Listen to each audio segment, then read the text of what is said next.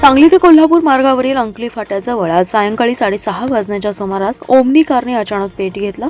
सुरुवातीला धूर येऊ लागल्याने रस्त्याकडेला गाडी उभी केली असता आग लागली। बघता बघता आगीने रौद्ररूप घेतलं आणि संपूर्ण कार आगीत जळून खाक झाली आहे। या घटनेत सुदैवाने कोणतीही जीवितहानी झाली नाही, मात्र गाडीचं लाखो रुपयांचं नुकसान झालंय। महापालिकेच्या अग्निशामक दलाच्या पथकाने घटनेची माहिती मिळताच तातडीने धाव घेत पाण्याचा मारा करून आगीवर नियंत्रण मिळवले। कोल्हापूर रोड हा नेहमीच वर्दळीचा असतो। दररोज हजारो वाहने कोल्हापूर, सांगली, सोलापूर जिल्ह्यात जात असतात। आज सायंकाळी जयसिंगपूरकडून एक ओमनी कार सांगलीकडे येत होती। अंकली बस स्टॉपच्या पुढे आली असता अचानक त्यातून धूर येऊ लागला। चालकाने रस्त्याकडेला गाडी उभी केली असता आग लागल्याचं निदर्शनास आलं। आगीनं बघता बघता पेट घेतला होता। संपूर्ण कार ही काही क्षणात आगीत भस्मसात झाली। सायंकाळची वेळ असल्याने या ठिकाणी बघ्यांची मोठी गर्दी झाली होती। या मार्गावरील वाहतूक काही काळ ठप्प झाली। कृष्णा नदीच्या पात्रात शेरी नाल्याचं पाणी मिसळून प्रदूषण होतं, ते रोखण्यासाठी नवीन प्रस्तावित मलशुद्धीकरण प्रकल्पास तातडीने मान्यता द्यावी अशी मागणी आमदार सुधीर गाडगीळ यांनी मुख्यमंत्री देवेंद्र फडणवीस यांच्याकडे केली आहे। नदी प्रदूषणात जबाबदार असणारे घटक शोधून त्यांच्यावर कारवाई करण्याची मागणीही यावेळी करण्यात आली। नागपूर येथे विधिमंडळाचे हिवाळी अधिवेशन सुरू आहे। अधिवेशनाच्या पहिल्याच दिवशी शेरी नाल्यामुळे होणारे कृष्णा नदीचे प्रदूषण या विषयाकडे आमदार गाडगीळ यांनी मुख्यमंत्र्यांचे लक्ष वेधले। त्यांच्याशी सविस्तर चर्चा केली। शेरी नाल्यामुळे होणारे कृष्णेचे प्रदूषण रोखण्यासाठी नवीन मलशुद्धीकरण प्रस्तावास तातडीने प्रशासकीय मंजुरी द्यावी अशी मागणी केली आहे। या प्रस्तावाबरोबरच सांगली, मिरज आणि कुपवाड महापालिका क्षेत्रातील तसेच सांगली विधानसभा मतदारसंघातील काही प्रलंबित विषय आणि प्रस्तावाबाबत आमदार गाडगीळ यांनी मुख्यमंत्री फडणवीस यांच्याशी चर्चा केली। मुख्यमंत्री फडणवीस यांनी या सर्व मागण्यांबाबत शासन तातडीने सकारात्मक कार्यवाही करण्याचं आश्वासन दिले। शेरी नाल्यामुळे कृष्णा नदीचं होत असलेलं प्रदूषण रोखण्यासाठी शासनाने त्वरित कार्यवाही करावी, नदी प्रदूषणात जबाबदार असणारे घटक शोधून त्यांच्यावर कारवाई करावी अशी मागणी आमदार गाडगीळ यांनी केली आहे। महापालिकेची अंतिम विकास योजना नकाशा अधिसूचनेतील निर्णयांचे डच व एजचे दोन्ही नकाशे मंजूर करणे यांसह अन्य महत्त्वाच्या शासन स्तरावरील काही दिवसांपासून प्रलंबित असलेल्या प्रस्तावांना मंजुरी मिळावी अशीही मागणी गाडगीळ यांनी केली आहे। मुख्यमंत्री फडणवीस यांनी हे सर्व विषय तातडीने मार्गी लावण्याचं आश्वासन दिलं। सांगली व मिरज शासकीय रुग्णालयाने सांडपाण्याची प्रक्रिया न करता कृष्णा नदीत पाणी सोडल्याप्रकरणी हरित न्यायालयाने दोन्ही रुग्णालयांना प्रत्येकी 4,62,00,000 दंड केलाय, तर रुग्णालय बंद का करू नये अशी नोटीस देखील रुग्णालयांना पाठवली असल्याची माहिती याचिकाकर्ते रवींद्र वळवडे आणि ॲडव्होकेट ओंकार वांगेकर यांनी दिली आहे। ते म्हणाले, सांगली व मिरज रुग्णालयाचे सांडपाणी जैविक कचऱ्याचं दूषित पाणी थेट गटारीद्वारे कृष्णा नदीत मिसळत आहे, यामुळे नदी प्रदूषण होते। या दोन्ही रुग्णालयांना प्रदूषण नियंत्रण मंडळाची परवानगी नाही। येथील जैववैद्यकीय कचरा नियमानुसार वर्गीकरण आणि विघटन केला जात नाही। याबाबत हरित न्यायालयात याचिका केली आहे। त्यावर सुनावणी करताना न्यायालयाने दोन्ही रुग्णालय प्रशासनावर गंभीर ताशेरे ओढलेत। या प्रकरणी प्रदूषण नियंत्रण मंडळानेही रुग्णालयांना कारणे दाखवा नोटीस बजावली होती, तरी देखील रुग्णालयाने दाद दिलेली नाही। याबाबत अल्प आणि दीर्घकालीन उपाययोजना करण्यासाठी कालबद्ध कृती योजना करण्याच्या निर्देशाचंही पालन या रुग्णालयांकडून झालेलं नाही। हे दिनांक 8 नोव्हेंबर 2024 रोजीच्या हरित न्यायालयाच्या आदेशानुसार दोन्ही रुग्णालयांनी देखील कबूल केले।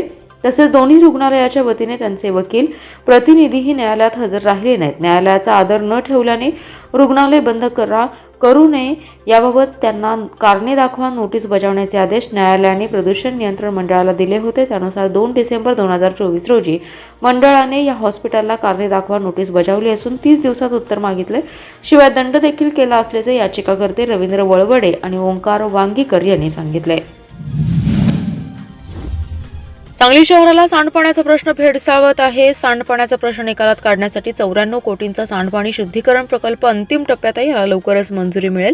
शिवाय ड्रेनेज योजनेचं काम देखील 2025 पर्यंत पूर्ण करण्याचा मानस आहे। भविष्यात शुद्ध व मुबलक पाणी मिळण्यासाठी जलशुद्धीकरण केंद्राचा प्रस्ताव व मल्टी पार्किंगचा प्रस्ताव तयार करण्यात येणार असल्याचं आयुक्त शुभम गुप्ता यांनी सांगितले।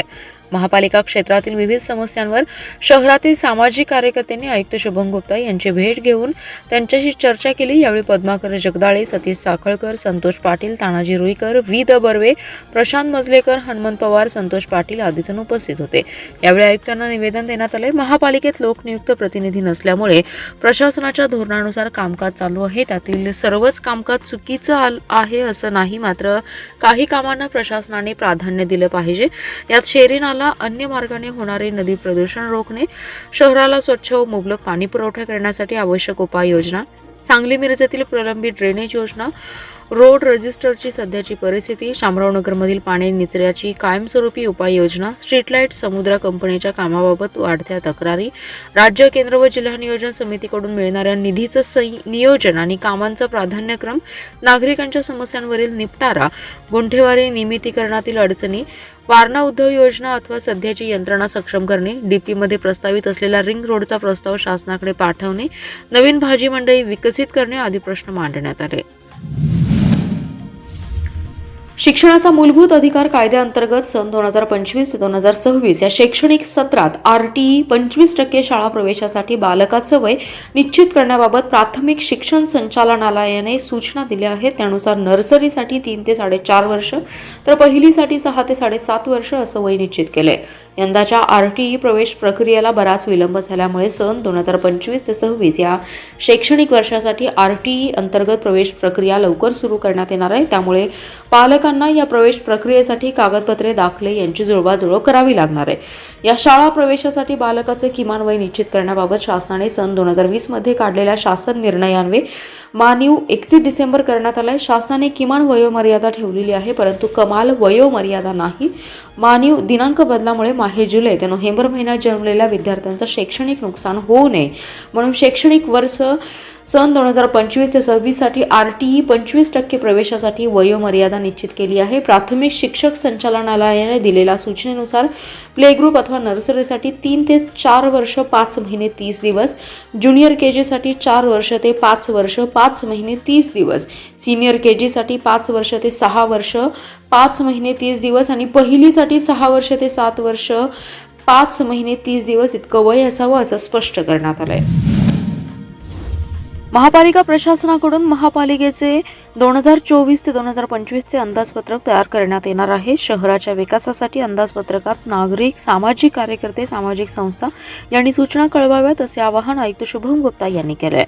महापालिका प्रशासनाकडून दरवर्षी अंदाजपत्रक तयार केलं जातं. यावर्षी देखील अंदाजपत्रक तयार केलं जातं. यामध्ये फुले आणि मुले यांनी भरलेलं उद्यान, टाकाऊपासून टिकाऊ वस्तू वापर, दैनंदिन परिसर स्वच्छता मोहीम, सिंगल यूज प्लास्टिक मुक्त महापालिका क्षेत्र, कापडी बॅग वापर, सोलर यूज सिटी, घरापासून कचरा विलगीकरण प्रक्रिया सोपी करण्यासाठी नवीन कल्पना, ऑन कॉल कचरा उठाव मोहीम यशस्वी राबवण्यासाठी कल्पना, नदी स्वच्छता, भटक्या जनावरांचे निवारा केंद्र करणे, वृक्ष लागवडीसाठी पुढाकार घेणे, ई-बाईक आणि सायकल वापर, सामाजिक ग्रुप तयार करणे याबाबतच्या सूचना आवश्यक आहेत. नागरिकांनी यावेळी अंदाजपत्रकात प्रक्रिया, नागरिकांच्या प्रश्नांबाबत जोडणे यासाठी सूचना आणि संकल्पना मांडण्यास व्यासपीठ उपलब्ध करून देणे असे धोरण निश्चित करण्यात येते. तरी नागरिकांनी सूचना द्याव्यात असं आवाहन आयुक्त शुभम गुप्ता यांनी केलं आहे. महापालिका क्षेत्रातील गुंठेवारी नियमितीकरणासाठी जमा झालेला विकास आणि प्रशमन शुल्क गुंठेवारी भागाच्या विकासासाठी खर्च न करता इतर ठिकाणी खर्च केला गेला. या प्रकरणी संबंधित अधिकाऱ्यांवर फौजदारी दाखल करावी, अन्यथा न्यायालयात जाणार असल्याचा इशारा मदनभाऊ पाटील युवा मंचचे माजी उपाध्यक्ष संजय कांबळे यांनी दिलाय. ते म्हणाले, महापालिका क्षेत्रात गुंठेवारी विकास नियमाधीन करण्यासाठी संबंधित भूखंडधारकांकडून प्रशमन शुल्क आणि विकास आकार भरून घेतला जातो. हा निधी ज्या भागातून जमा होतो तेथील विकास कामांवरच तो खर्च करणे गुंठेवारी नियमाधीन अधिनियमानुसार बंधनकारक आहे. मात्र महापालिका प्रशासनाने गेल्या वर्षीचा 2 कोटींचा निधी हा नाले सफाईच्या कामावर खर्च केलाय. निधी लेखा शीर्ष बदलून खर्च करताना शासनाची मंजुरीही घेतली नाही. नियम कायदा धाब्यावर बसून गुंठेवारीचा निधी बेकायदेशीरपणे खर्च केला जातोय. नाले सफाईचं काम एका लेखा शीर्षातून मंजूर झालं असून त्याचं बिल मात्र दुसऱ्याच लेखा शीर्षातून दिलंय. आयुक्तांनी या प्रकरणाची गंभीर दखल घ्यावी आणि निधी इतर ठिकाणी खर्च करून ठेकेदाराचं पोट कल्याण करण्याचा प्रयत्न करणाऱ्यांवर कारवाई करावी. शिवाय बेकायदा खर्च केलेला निधी वसूल अधिकारी आणि ठेकेदारांकडून करावा, अन्यथा आंदोलन करू असा इशारा संजय कांबळे यांनी दिलाय. तासगाव तालुक्यातील वायफळे येथील रोहित फाळके यांच्या खून प्रकरणी 5व्या संशयित आरोपीला आज जेरबंद करण्यात आले. तासगाव पोलीस ठाण्यातील गुन्हे प्रकटीकरण शाखेतील पथकाने बिबवेवाडी पोलीस ठाण्याच्या हद्दीत ही कारवाई केली आहे. गणेश प्रकाश मळेकर असं अटक करण्यात आलेल्या आरोपीचं नाव आहे. वायफळे येथील संजय फाळके आणि विशाल फाळके यांच्या कुटुंबियांमध्ये गेल्या अनेक वर्षांपासून किरकोळ कारणांवरून वाद सुरू आहे. याच वादातून रोहित संजय फाळके याच्यावर मागील आठवड्यात खुनी हल्ला करण्यात आला. उपचारादरम्यान रोहितचा मृत्यू झाला. यावेळी संजय फाळके, जयश्री फाळके, आदित्य साठे, आशिष साठे आणि सिकंदर शिकलगार यांच्यावरही हल्ला करण्यात आला होता. या सर्वांवर विविध ठिकाणी उपचार सुरू आहेत. या हल्ल्यातील मुख्य संशयित आरोपी विशाल फाळके हा सराईत गुन्हेगार आहे. त्याच्यावर तासगाव पोलीस ठाण्यासह पुणे जिल्ह्यातील विविध पोलीस ठाण्यात गुन्हे दाखल आहेत. वायफळे येथील घटनेनंतर स्थानिक गुन्हे अन्वेषण शाखा आणि तासगाव पोलिसांची विविध पथके विशाल फाळके याचा शोध घेत होती. अवघ्या 24 तासात त्याला बेड्या ठोकण्यात यश आलं. आतापर्यंत त्याच्यासह 5 आरोपींना जेरबंद करण्यात आले. आतापर्यंत अटक केलेल्यांपैकी 4 19 डिसेंबरपर्यंत पोलीस कोठडीत ठेवण्याचा आदेश झालाय. तर आज अटक केलेला गणेश मळेकर याला उद्या न्यायालयासमोर उभं केलं जाईल. गणेश मळेकर याला आज बिबवेवाडी पोलीस ठाण्याच्या हद्दीत अटक करण्यात आली आहे.